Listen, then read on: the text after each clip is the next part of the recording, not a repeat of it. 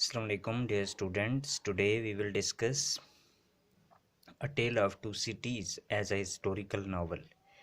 A Tale of Two Cities actually Charles Dickens का ये novel है और इसका बहुत इम्पोर्टेंट एक क्वेश्चन जो कि पेपर्स में अक्सर आता है वो है कि टेल ऑफ टू सिटीज़ को एक तारीख़ी नावल के तौर पर डिस्कस करें। तो इसमें जो कुछ इम्पोर्टेंट पॉइंट्स हैं जो मैंने नोट डाउन किए हैं वो मैंने यहाँ पर लिखे हैं और मैं उम्मीद करता हूँ कि ये आपके लिए बहुत हेल्पफुल होंगे। तो शुरू करते हैं। पहला इसमें पॉइंट ये है कि limited view of French revolution, FR से मुराद फ्रेंच रेवोल्यूशन है। A Tale of Two Cities is a historical novel pertaining to the period before and during the French Revolution. Tale of Two Cities एक ऐसा तारीख़ी novel है जो कि उस अरसे को डिस्कस करता है जो कि फ़्रेंच रेवोल्यूशन से पहले का था और फ्रेंच रेवोल्यूशन के दरमियान का जो अरसा था उसको। ये पहला पॉइंट है जो कि बहुत इम्पोर्टेंट है।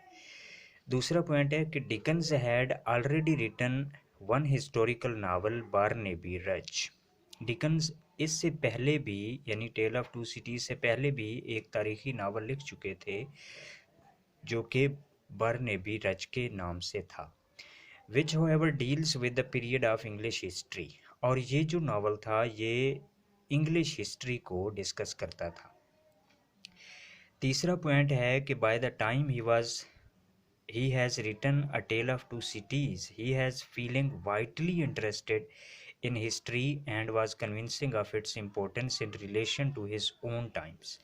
जब उसने टेल ऑफ टू सिटीज़ लिखा था तो वो बहुत ज़्यादा इंटरेस्टेड था हिस्ट्री में और he was convincing of its importance in relation to his own times, और उसकी अहमियत जो उसके ज़माने के हवाले से थी उससे वो बहुत ज़्यादा उसमें वो कन्विंस था और उसमें इंटरेस्टेड था। चौथा पॉइंट है कि in the French revolution he found a subject worthy of his broadest conception, a great nation reaping its own destruction, literally France of course। और फ्रेंच रेवोल्यूशन जो था उसमें उसने उसको उस पॉइंट को उसने लिया कि जो तारीख़ के बारे में वो कोई नावल लिखना चाहता है तो उसने फ्रेंच रेवोल्यूशन को बहुत मुनासिब समझा कि ये जो फ्रेंच रेवोल्यूशन है ये बहुत ज़्यादा अच्छा पॉइंट होगा कि मैं इसको डिस्कस करूं और इसमें जो फ्रांस है उसने किस तरह से अपने आप को तबाह किया उसके बारे में मैं लोगों को बताऊं। But by implication England too and any other country having ingrained feudal privileges with their inherent abuses। और सिर्फ इसमें फिर पांचवा पॉइंट ये है कि उसने यानी फ्रांस को शामिल नहीं किया बल्कि इंग्लैंड को भी शामिल किया। टू सिटीज़ से मुराद एक सिटी फ्रांस और दूसरा सिटी इंग्लैंड।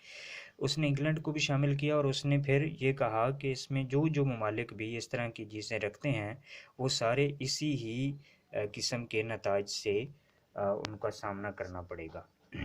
उसके बाद जो चौथा पॉइंट है, however it has to be kept in mind that Dickens' novel does not by any means depict the enormousness, sweep and drama of the French Revolution in all its complexities। ताहम इसमें it has to be kept in mind, इस बात को जहन में रखा जाना चाहिए that Dickens novel does not by any means depict the enormous sweep and drama of the French revolution and all its complexities. यानी जो डिकन्स का ये जो नावल है ये मुकम्मल तौर पर उन सारी चीज़ों को बयान नहीं करता जो कि उसमें फ्रेंच रेवोल्यूशन का बायस बनी या जिस वजह से फ्रांसीसी इनकलाब आया, उन सारी चीज़ों को ये डिस्कस नहीं करता। यानी जो जो उसके असबाब थे ये जिस तरीके से वो सारा कुछ हुआ। उसके बाद सातवां पॉइंट है कि Dickens has condensed the basic threat of the revolution and the basic lesson that can be drawn from it by depicting the effects of the terror or the revengeful side of the revolution on a small group of people who get involved in these public events against their will। और फिर Dickens ने condense किया है basic threat जो थे revolution के and basic lesson जो कि था that can be drawn from it by depicting, और उसमें उसने कुछ चंद करेक्टर को शामिल किया है ताकि एक बेसिक जो लेसन है वो उससे हासिल किया जा सके, और उसमें चंद करेक्टर हैं जो कि उसने शामिल किए हैं।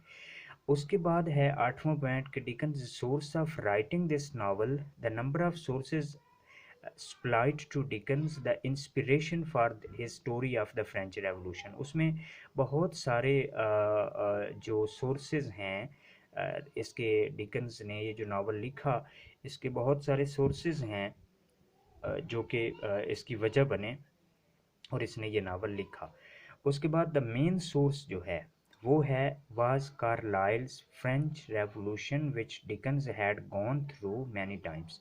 जो मेन सोर्स था इसने वो था कार्लाइल्स का एक नावल फ्रेंच रेवोल्यूशन के नाम से, और डिकन्स जो है उस नावल को कई बार पढ़ चुका था, तो उसकी वजह से उससे इंस्पायर होकर इन्होंने जो है अ टेल ऑफ टू सिटीज़ लिखा।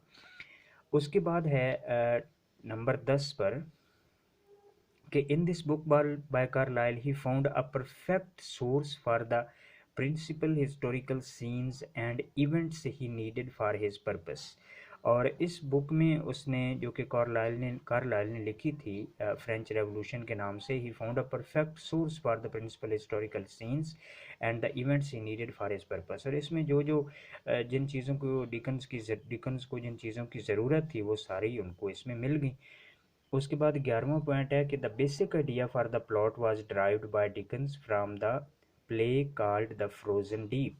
जो बेसिक आइडिया है प्लॉट के लिए, जो बेसिक आइडिया लिया गया वो इसका था एक प्ले जिसका नाम था द फ्रोजन डीप, और ये विल्की कॉलिंस ने लिखा था। इससे इसने अपना जो है वो प्लॉट जो है उसको ड्रा किया। उसके बाद another book which helped Dickens in writing A tell of to Cities was the novel called Zanoni written by Bulwer Lytton. एक और जो सोर्स था वो था एक नावल का नाम ज़ैनोनी नावल के नाम से, और ये बुलवर लिटन जो थे उन्होंने ये नावल लिखा था। उस नावल ने भी डिकन्स को अ टेल ऑफ टू सिटीज़ लिखने में बहुत हेल्प की। तो ये ओवरऑल सोर्सेज की बात है कि कौन कौन से सोर्सेज जो हैं वो डिकन्स ने इस्तेमाल किए। एक, कार्लाइल्स का फ्रेंच रेवोल्यूशन, उससे उससे वो भी एक सोर्स था इनका ये नावल लिखने का। दूसरा, the frozen deep by Wilkie Collins, ये जो नावल था ये भी इनका सोर्स था कि इन्होंने ये नावल लिखा। और तीसरा, ज़ैनूनी जो एक नावल है जो कि बुलवर लिटन ने लिखा था वो भी इनका सोर्स बना ये नावल लिखने का। तो ये थोड़ी सी बेसिक चीज़ें थी जो मैं आपसे अ टेल ऑफ टू सिटीज़ के हवाले से डिस्कस करना चाह रहा था। एंड आई थिंक ये जो पॉइंट्स मैंने आपसे शेयर किए हैं, these are very important points and these points will help you if we talk about the ME English and the students who are in this process।